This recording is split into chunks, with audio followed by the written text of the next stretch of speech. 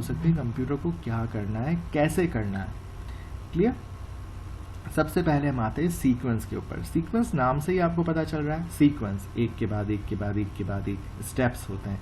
इसमें कहीं कोई जंपिंग बोल सकते हैं, डिसीजन मेकिंग बोल सकते हैं, कोई रिपीटिशन कुछ भी नहीं है।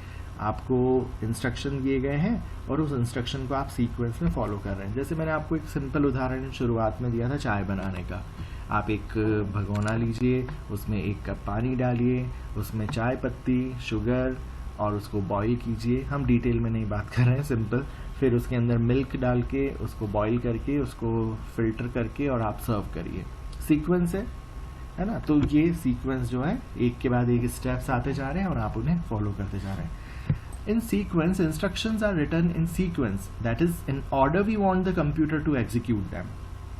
उसी सीक्वेंस में लिखे जाते हैं जिस सीक्वेंस में हम चाहते हैं कि कंप्यूटर उन्हें एग्जीक्यूट करे। ठीक है। For example, do this first, then do that and so forth. जैसे अभी मैंने आपको एग्जाम्पल दिया वो उसी तरह का है। It will start at line 1 and then execute line 2 and then line 3 and so on till it reaches the last line of your program. जैसे हमने शुरुआत में अभी जो एक एल्गोरिदम देखा था, फ्लो चार्ट भी देखा था, उसमें जो फर्स्ट फ्लो चार्ट था वो सीक्वेंस वाला ही था।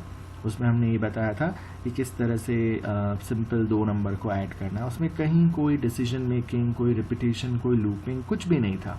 तो एक सिंपल था कि पहले ये करिए, फिर ये करिए, फिर ये करिए और लाइक दैट। तो ये होता है, इसको हम बोलते हैं sequence. Next is selection. Selection के अंदर क्या होता है कि हम डिसीजन लेते हैं कि कौन सा पाथ हमें एल्गोरिदम का एग्जीक्यूट करना है, डिपेंडिंग अपॉन सम क्राइटेरिया। कोई क्राइटेरिया है, उसके हिसाब से हमें डिसीजन लेना है और फिर हमें जो है उसको एग्जीक्यूट करना है। जैसे मैंने आपको प्रॉफिट और लॉस कैलकुलेट करने का जो एल्गोरिदम फ्लो चार्ट शो किया था, उसमें यही था कि अगर income is greater than equal to cost होता है तो प्रॉफिट है, और अगर income is not greater than equal to cost है तो लॉस है।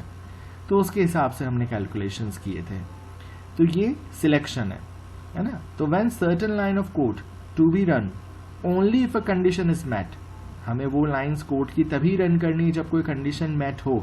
अदरवाइज हम कंप्यूटर उसको उन स्टेटमेंट को इग्नोर करके दूसरी लाइंस पे चला जाए या दूसरे कोड पे चला जाए तो उसे हम बोलेंगे सिलेक्शन। क्योंकि कंप्यूटर फ्लो जो हो रहा है ना डेटा का, एग्जीक्यूशन का, वो सिलेक्शन कर रहा है कि कौन सा जो है स्टेटमेंट को एग्जीक्यूट करना है और किसको नहीं करना है। एक सिंपल एग्जांपल और है, if a number is divisible by 2, अगर एक नंबर 2 से पूरी तरह से भाग जाता है तो वो इवन नंबर यानी सम संख्या है, else it is an odd number, otherwise वो एक विषम संख्या है। तो ये भी एक तरह का सिलेक्शन हुआ। तीसरा जो कंस्ट्रक्ट होता है वो हमारा होता है इटरेशन, जिसमें हम लूप यानी बार बार रिपीट हो रहा है किसी चीज का स्टेटमेंट को बार बार रिपीट करना है, तो उसे हम बोलते हैं लूपिंग या रिपीटिंग, और इस कंसेप्ट को हम बोलते हैं इटरेशन। ठीक है। It is to be able to repeat a set of operation a specific number of time और अंटिल सम कंडीशन ऑकर। ये बहुत इंपॉर्टेंट है। देखिए रिपीटिशन होता रहेगा। हम क्या कहते हैं जब हमने एल्गोरिदम पढ़ा था कि वो इनफाइनाइट नहीं होना चाहिए, फाइनाइट होना चाहिए।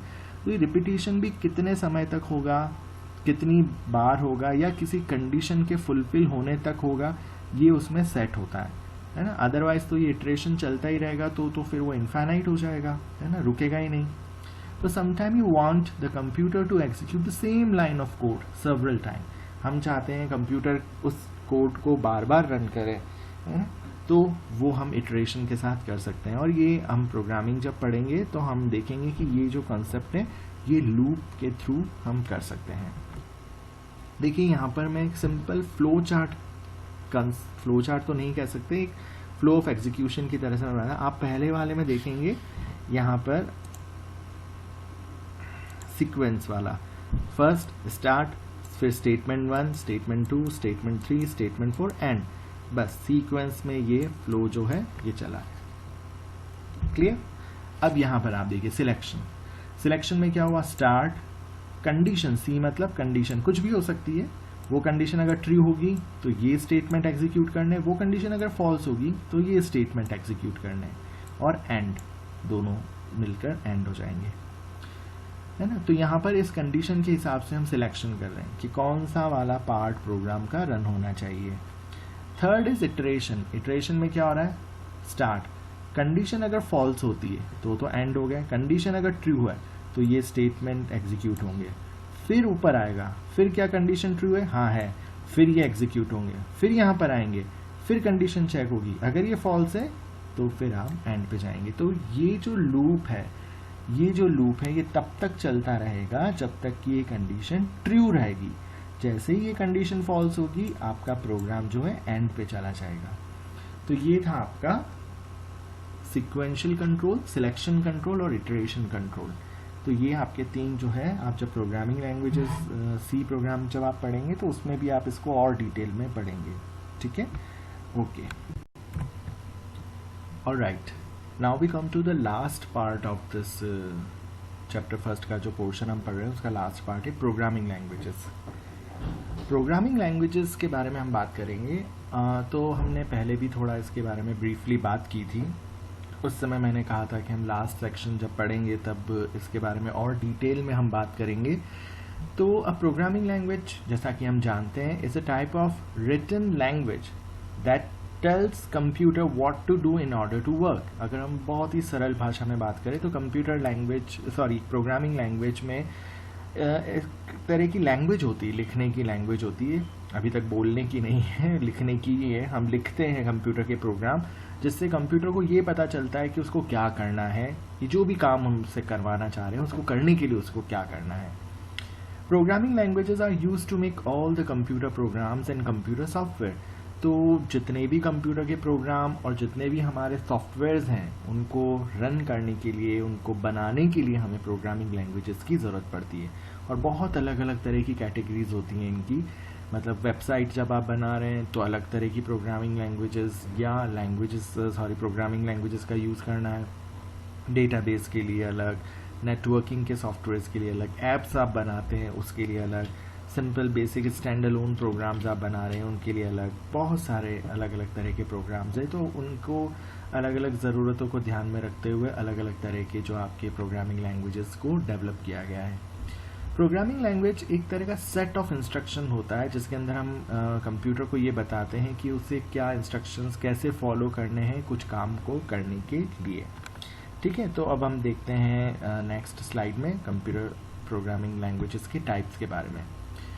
There are two types of programming language which can be categorized in the following ways।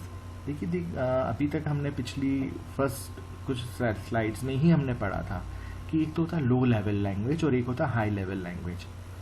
Low level programming language वो प्रोग्रामिंग लैंग्वेज होती है जो कंप्यूटर को बहुत आसानी से समझ में आ सकती है या उसको समझने में कंप्यूटर को ज़्यादा दिक्कत नहीं होती है, जैसे कि मशीन लैंग्वेज या असेंबली लैंग्वेज, है ना। आप उसके आगे देख सकते हैं 1GL 2GL लिखा हुआ है, यानी फर्स्ट जनरेशन लैंग्वेज हम भी इन्हें बोल सकते हैं और सेकंड जनरेशन लैंग्वेज हम इसे असेंबली लेवल लैंग्वेज को बोल सकते हैं। शुरुआत में जब कंप्यूटर्स बनाए गए थे तो ये ध्यान में था सभी को कि कंप्यूटर सिर्फ 0 और 1 के इंस्ट्रक्शंस को ही समझते हैं।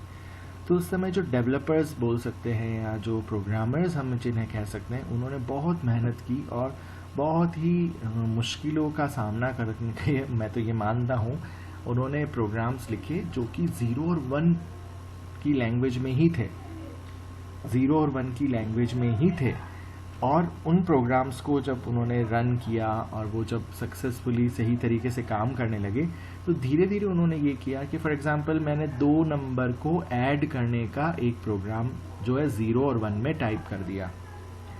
अब जब कंप्यूटर के अंदर मैं उस प्रोग्राम को रन करता हूँ तो वो किसी भी 2 मेमोरी लोकेशंस के ऊपर जो नंबर सेव कर रखे हैं उन्हें वो लेता है और ऐड करके और आउटपुट जो है किसी थर्ड मेमोरी लोकेशन के ऊपर राइट कर देता है। ऐसा कुछ एक प्रोग्राम जो है मैंने बनाया 0 और 1 की लैंग्वेज में, मशीन लैंग्वेज में, और वो बहुत अच्छे से रन कर रहा है। उसको मैंने कई बार टेस्ट भी किया और हर बार वो सही काम कर रहा है। तो हमने एक और लेवल आगे बढ़े और हमने उसको सेव करके इस तरह से रख दिया कि उसका नाम ही हमने रख दिया ADD, ऐड, ठीक है। और उसी तरह के और भी हमने प्रोग्राम्स बनाए जिसमें सब्ट्रैक्शन के लिए सब SUB